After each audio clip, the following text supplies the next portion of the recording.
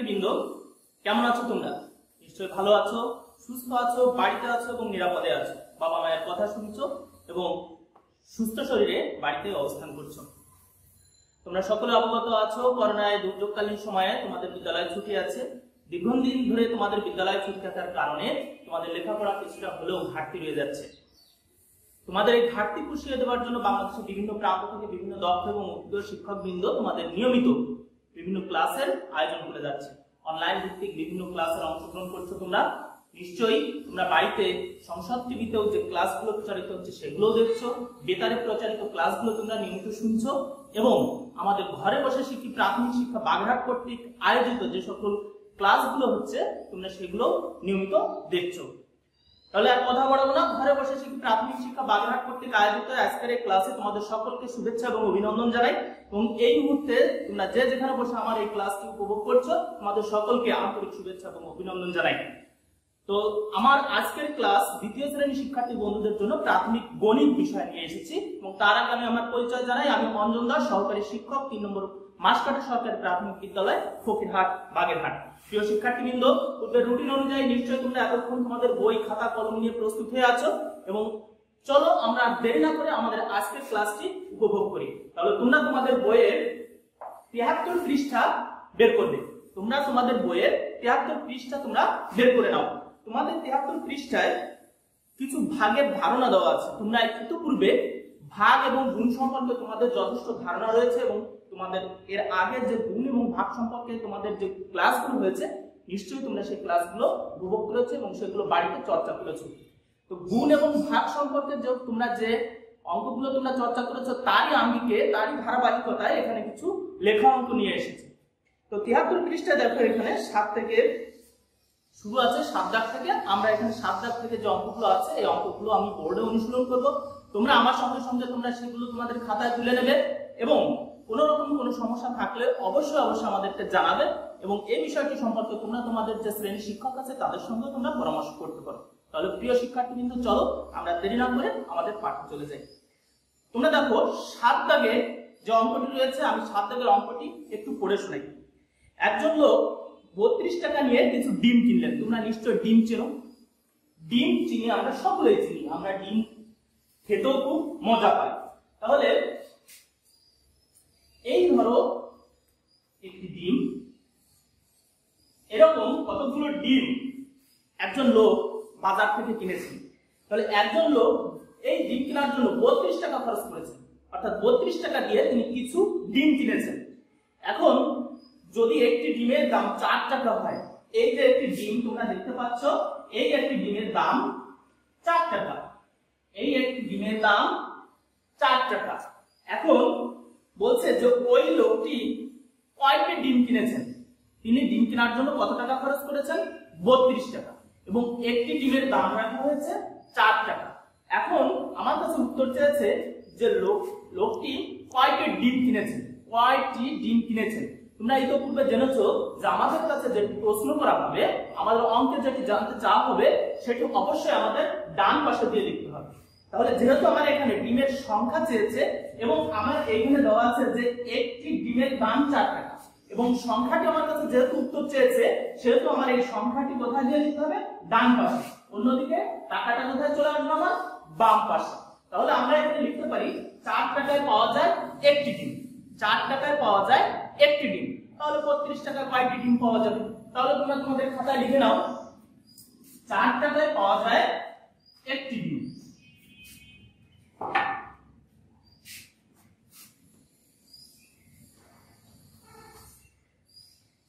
4 টাকায় পাওয়া যায় একটি ডিম।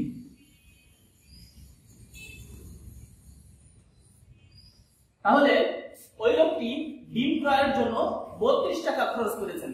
তাহলে 32 টাকায় পাওয়া যায়, 32 টাকায় পাওয়া যায় কয়টি ডিম? তাহলে 32 ভাগ 4 হবে, 4 8 গুণে 32, তাহলে 8টি ডিম, 8টি ডিম। আবার দেখো 4 টাকায় পাওয়া যায়, 4 টাকায় পাওয়া যায় একটি ডিম। তাহলে ওই লোকটি 32 টাকা যেহেতু ডিম ক্রয়ের জন্য খরচ করেছেন, তাই 32 টাকায় তিনি কয়টি ডিম পাবেন? 32 ভাগ 4, অর্থাৎ 4 টাকা দিয়ে যদি আমি এখানে 32 টাকা ভাগ করি তাহলে আমার ডিমের সংখ্যাটি এখানে আমরা পাবো। তাহলে আমরা এখানে পেয়েছি 8টি ডিম। তাহলে আমরা এবার উত্তরে লিখতে পারি কি? উত্তরে লিখতে পারি, অতএব উত্তর আমরা এভাবে লিখতে পারি 8টি ডিম, 8টি ডিম। আবার আমরা এভাবেও লিখতে পারি যে 32 টাকায় পাওয়া যাবে, লোকটি কয়টি ডিম কিনেছেন? লোকটি এভাবেও লিখতে পারি, লোকটি 8টি ডিম কিনেছেন, 8টি ডিম কিনেছেন। তোমরা যে কোনো একটি তোমরা এখানে লিখতে পারো, উত্তর দিয়ে হয় 8টি ডিম লিখতে পারো অথবা লোকটি 8টি ডিম কিনেছেন এভাবেও লিখতে পারো। তোমরা নিশ্চয়ই এতক্ষণে তোমাদের খাতায় অঙ্কটি তুলে নিয়েছো। এবার আমি পরের দাগের অঙ্কে চলে যাব, 8 দাগের অঙ্কে চলে যাব। 8 দাগে অঙ্ক করার পূর্বে তোমাদের 8 দাগের যে অঙ্কটি রয়েছে সেটি আমি একটু পড়ে শোনাই তোমাদের। প্রত্যেক দলে 8 জন করে শিক্ষার্থী নিয়ে দল গঠন করা হবে, অর্থাৎ প্রত্যেক দলে, অর্থাৎ একটি দলে। তোমরা স্কুলে যখন তোমাদের ক্লাসে যখন কাজ দেওয়া হতো তখন তোমাদের দলে কাজ দিত তোমাদের শিক্ষকরা, তোমরা দলে থেকে সে কাজটি করে শিক্ষকদের দেখাতে। তেমনি এখানেও বলা হয়েছে যে প্রত্যেক দলে 8 জন করে শিক্ষার্থী থাকে, অর্থাৎ একটি দল গঠনের জন্য তোমাদের 8 জন শিক্ষার্থীকে নিয়ে একটা দল গঠন করা হয়েছে। এখন বলছে যে যদি 72 জন শিক্ষার্থী থাকে, অর্থাৎ তোমাদের শ্রেণীতে যদি 72 জন তোমরা শিক্ষার্থী থাকো তবে কয়টি দল গঠন করা হবে? তাহলে কয়টি দল গঠন করা হবে বা কয়টি দল গঠন করা যাবে? এক্ষেত্রে আমার দেখো প্রতি দলে থাকছে কয়জন? 8 জন শিক্ষার্থী। তাহলে 72 জন শিক্ষার্থী নিয়ে আমার কয়টি দল গঠন করা যাবে? এখানে কি উত্তর চেয়েছে? নিশ্চয়ই আমার এখানে তোমরা বুঝতে পারছো যে সংখ্যা চেয়েছে, অর্থাৎ দলের সংখ্যা চেয়েছে, অর্থাৎ কয়টি দল গঠন করা যাবে। এখানে দলের সংখ্যাটি চেয়েছে, তাই দলের সংখ্যাটি যেহেতু আমার উত্তর চেয়েছে তাই দলের সংখ্যাটি আমরা শেষে দিয়ে লিখবো। দলের সংখ্যা আমরা শেষে দিয়ে লিখবো এবং যে কয়জন শিক্ষার্থী নিয়ে আমরা দলটি গঠন করছি সেই শিক্ষার্থীর সংখ্যা আমরা প্রথমে দেব। তাহলে আমরা পূর্বের অঙ্কটি মুছে ফেলি।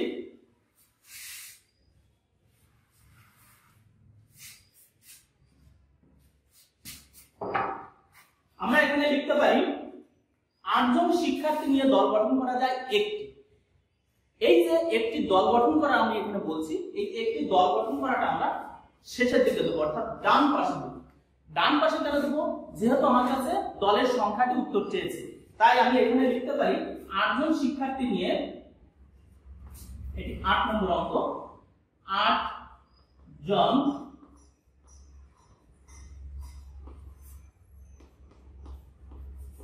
শিক্ষার্থী নিয়ে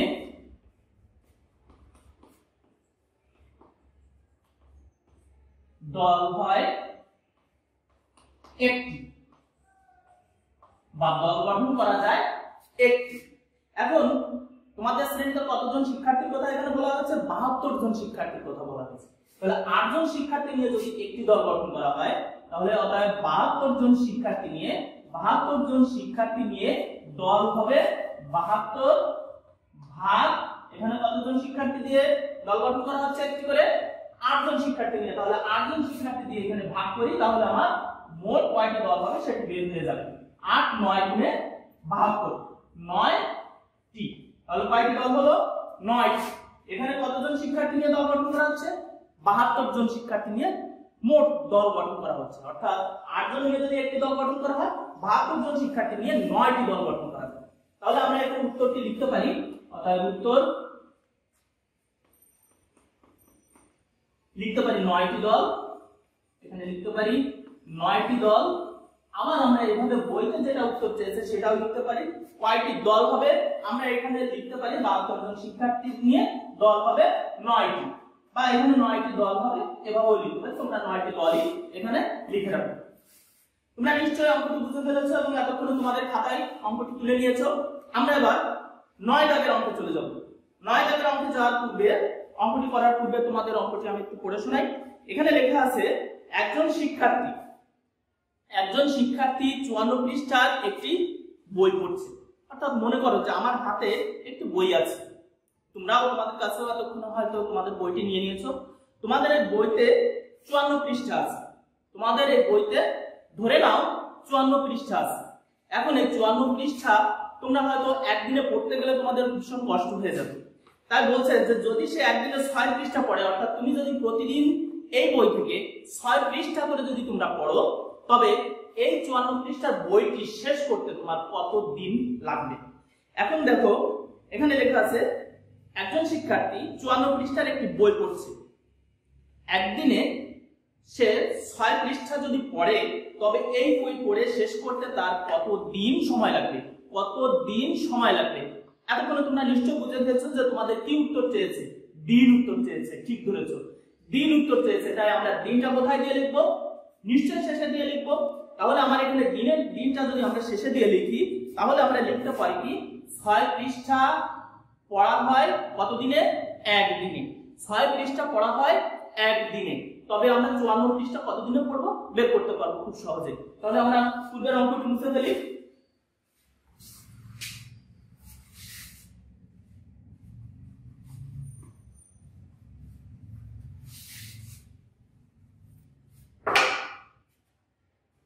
এটা 9 দাগের অঙ্ক।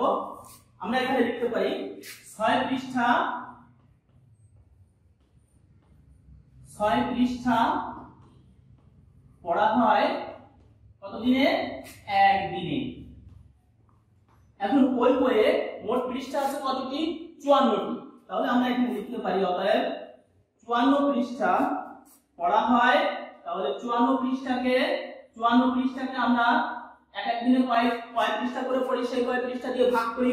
একদিনে পড়ছি আমরা 6 পৃষ্ঠা। তাহলে 6 পৃষ্ঠা দিয়ে যদি আমরা ভাগ করি 6 9 গুণে 54, তাহলে আমরা এখানে পেয়েছি 9 দিন। অর্থাৎ 54 পৃষ্ঠার ওই বইটি তাহলে ওই শিক্ষার্থী 9 দিনে পড়ে শেষ করতে পারবে বা সমাপ্ত করতে পারবে। তাহলে দেখো 6 পৃষ্ঠার একটি বই, 6 পৃষ্ঠা একটা বই থেকে 6 পৃষ্ঠা পড়তে পারছে কয় দিনে? একদিনে। তাহলে 54 পৃষ্ঠা যে বইটি সে নিয়েছে, 54 পৃষ্ঠার বইটি সে 9 দিনে শেষ করতে পারবে। তাহলে আমরা এখানে উত্তরটি লিখি, অতএব বইটি শেষ করতে তার 9 দিন সময় লাগবে। তাহলে উত্তর লেখো বইটি শেষ করতে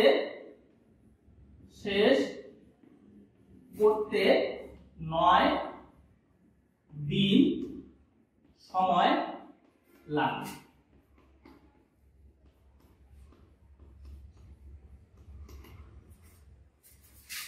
তোমরা নিশ্চয়ই তোমাদের খাতায় অঙ্কটি তুলে নিয়েছো। এবার আমি দেখো পড়ছি 10 দাগের যে অঙ্কগুলো আছে সেই অঙ্কগুলো নিয়ে একটু তার পূর্বে একটু আলোচনা করে নিয়ে তোমাদের সাথে 10 দাগে কি লেখা আছে একটু তোমার বইয়ের সঙ্গে মিলে আনো। যথাযথ পদ্ধতি অনুসরণ করে নিচের সমস্যাগুলো সমাধান করো। যথাযথ পদ্ধতি, এখানে সঠিক যে পদ্ধতিটা ব্যবহার করতে হবে সেই পদ্ধতিটা তোমাদের অবশ্যই আগে জানতে হবে।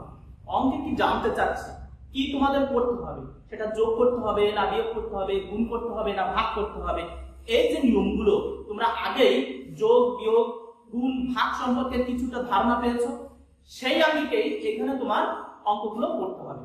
এখন এখানে তো বলা হয়েছে যথাযথ পদ্ধতি অনুসরণ করে সমস্যাগুলো সমাধান করতে হবে। তাই তোমার আগে অঙ্কটি পড়ে বুঝতে হবে যে তোমার এখানে কি করতে হবে, যোগ করব, বিয়োগ করব, গুণ করব না ভাগ করব। তাহলে চলো আমি 10 দাগের প্রথম যে অঙ্কটি আছে সেটি তোমাদের একটু পড়ে শোনাই। একটি ঝুড়িতে 10টি আম আছে। একটি ঝুড়িতে 10টি আম আছে। 5টি ঝুড়িতে কতগুলো আম থাকবে বা কতগুলো আম আছে? তাহলে আমি একটু তোমাদের বোর্ডে একটি ছবি এঁকে দেখাই।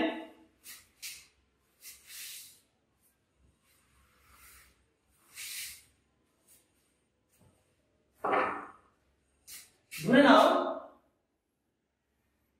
এই একটি ঝুড়ি,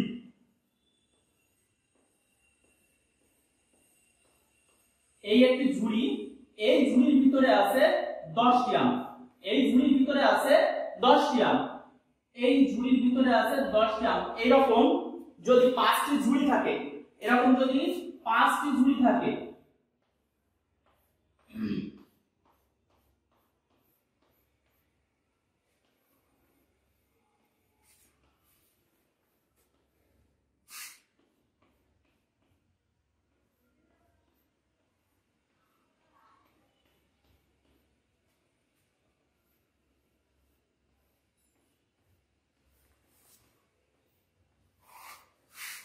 তাহলে লক্ষ্য করে দেখো যে একটা ঝুড়িতে যদি 10টি করে রাখা হয় তাহলে এই ঝুড়িতে 10টি, এই ঝুড়িতে 10টি, এই ঝুড়িতে 10টি, এই ঝুড়িতে 10টি, এই ঝুড়িতে 10টি, তাহলে আমের সংখ্যা নিশ্চয়ই বৃদ্ধি পেয়েছে।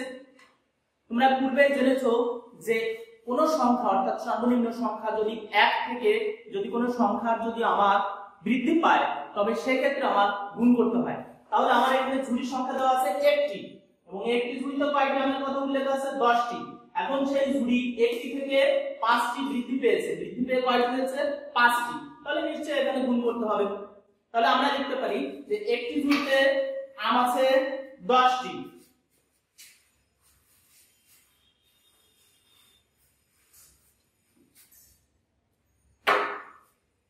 এটা 10 দাগের 1 নম্বর অঙ্ক। তাহলে আমরা এখানে লিখি একটি ঝুড়িতে আম আছে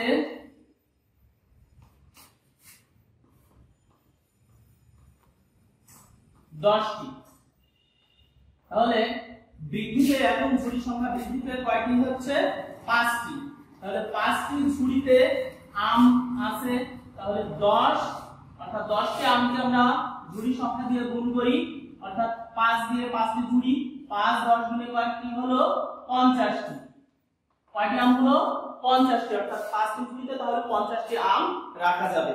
তাহলে আমার যেটা উত্তর চেয়েছে 5টি ঝুড়িতে কতগুলো আম আছে, তাহলে আমরা এখানে লিখতে পারি উত্তর 5টি ঝুড়িতে 5টি ঝুড়িতে 50টি আম আছে, 50টি আম আছে। তোমরা নিশ্চয় অঙ্কটি বুঝতে পেরেছো এবং এতক্ষণে তোমাদের খাতায় তুলে নিয়েছো। এবার চলো আমরা পরের দাগে অঙ্কটি কি বলছে একটু পড়ে নিই। একজন লোক 10টি আম কিনলেন, একজন লোক 10টি আম কিনলেন, বাজার থেকে একজন লোক 10টি আম কিনে এনেছেন এবং 5 জন শিশুকে সমান ভাগে ভাগ করে দিলেন, অর্থাৎ সমানভাবে বন্টন করে দিলেন। প্রত্যেক শিশু কয়টি করে আম পাবে? এখন ওই লোকটি বাজার থেকে কয়টি আম কিনেছে? 10টি আম, এবং সে 5 জন শিশুর মাঝে সে আমগুলো সমানভাবে ভাগ করে দিয়েছে। কোন শিশু কমও পায়নি বা কোন শিশু বেশিও পায়নি। তাহলে আমার এটি কিভাবে করতে হবে? এখন দেখো এখানে 10টি আম আছে, 1 2 3 4 5 6 7 8 9 10। এখন এখানে মনে করো যে শিক্ষার্থী আছে কয়জন? 5 জন। তাহলে 5 জন শিক্ষার্থী যদি আমি এখানে ধরি তাহলে মনে করো যে এটা শিক্ষার্থীর সংখ্যা 1 2 3 4 এবং 5 জন। তাহলে এর একটি আম মনে করো যে এখান থেকে একটি আম এঁকে দেওয়া হলো, আরেকটি আম এঁকে দেওয়া হলো, আরেকটি আম এঁকে দিল, আরেকটি এঁকে দিল, আরেকটি এঁকে দিল। আবার এইখানে দেখো আরো 5টি অবশিষ্ট আম রয়ে যাচ্ছে। আবার দেখা গেল যে এই একটি আম করে আবার কাকে দিচ্ছে, এই একটা করে আবার এঁকে দিচ্ছে, এঁকে দিচ্ছে, এঁকে দিচ্ছে, আবার এঁকে দিচ্ছে, আবার এঁকে দিচ্ছে। তাহলে দেখো প্রত্যেক শিক্ষার্থী দেখো এখানে কয়টি করে আম আসছে? তার 2টি করে আম আসছে। তাহলে এই যে সমানভাবে বন্টন করা হলো এটাকে আমার কি করতে হবে? ভাগ করতে হবে। এটাকে আমার কি করতে হবে? ভাগ করতে হবে। তাহলে আমের সংখ্যা দিয়ে যদি আমার শিশুর সংখ্যাকে যদি আমি ভাগ করি তাহলে প্রত্যেক শিশু কয়টি করে আম পাবে সেটি আমরা খুব সহজে বের করতে পারবো। তাহলে আমরা এখানে লিখতে পারি, আমি একটু মুছে নেই,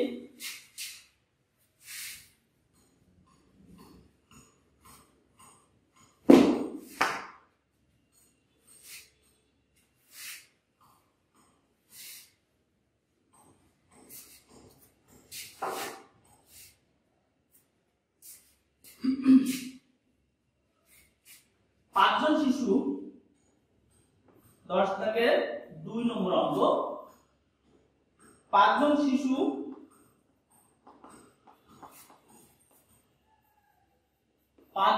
মোট আম পাচ্ছে কয়টি? বা আম পায়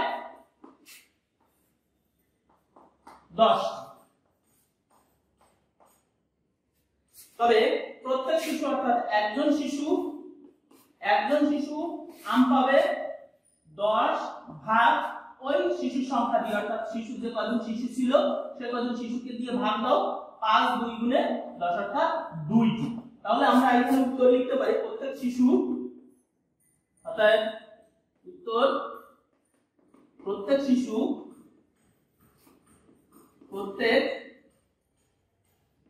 শিশু 2টি করে আম পাবে, 2টি করে আম পাবে। প্রিয় শিক্ষার্থীবৃন্দ, তোমরা এতক্ষণে তোমাদের অঙ্কটি বুঝতে পেরেছো এবং এতক্ষণে হয়তো তোমরা তোমাদের খাতায় তুলে নিয়েছো। এবার চলো আমরা 3 দাগের অঙ্কটি করি। 3 দাগের অঙ্কটি করার পূর্বে তোমাদের অঙ্কটি একটু পড়ে শোনাই, তোমরা আমার সঙ্গে বইয়ের সাথে মিলিয়ে নাও। 3 দাগের অঙ্কে বলা হয়েছে একটি শ্রেণী কক্ষে 24 জন শিক্ষার্থী আছে। একটা শ্রেণী কক্ষে 24 জন শিক্ষার্থী আছে। তোমাদের যে শ্রেণী কক্ষ আছে, তোমাদের যে বন্ধুরা তোমরা একসঙ্গে যখন ক্লাস চলতো তখন তোমাদের শ্রেণী কক্ষে যে শিক্ষার্থীরা বসে থাকতে, ধরে নাও এই মুহূর্তে তোমরা সেই শ্রেণীতে 24 জন শিক্ষার্থী আছো। যদি একটি বেঞ্চে 4 জন করে শিক্ষার্থী বসে তবে ওই শ্রেণীতে কয়টি বেঞ্চ আছে? একটা বেঞ্চে তোমরা 4 জন করে শিক্ষার্থী বসতে পারো। এখন ওই 24 জন শিক্ষার্থী বসার জন্য মোট কয়টি বেঞ্চ লাগবে? তাহলে আমরা এখানে লিখতে পারি, বেঞ্চের সংখ্যা যেহেতু উত্তর চেয়েছে আমার কাছে, আমরা এখানে লিখতে পারি যে 4 জন শিক্ষার্থী বসতে পারে একটি বেঞ্চে।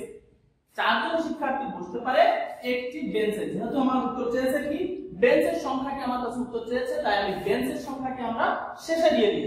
তাহলে এটা 10 দাগের 3 নম্বর অঙ্ক। তাহলে আমরা এখানে লিখতে পারি 4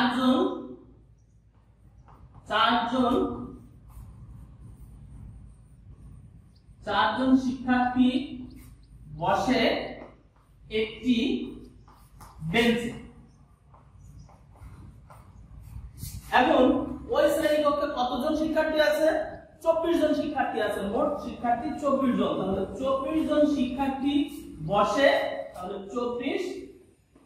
24 অর্থাৎ মোট শিক্ষার্থীকে তোমার একটি বেঞ্চে যে কয়জন শিক্ষার্থী আমার এখানে বসছে সেই কয়টি দিয়ে যদি আমরা ভাগ করি তাহলে আমার মোট বেঞ্চের সংখ্যাটি বের হয়ে যাবে। তাহলে আমরা এখানে একটি বেঞ্চে শিক্ষার্থী বসছিল কতজন? 4 জন।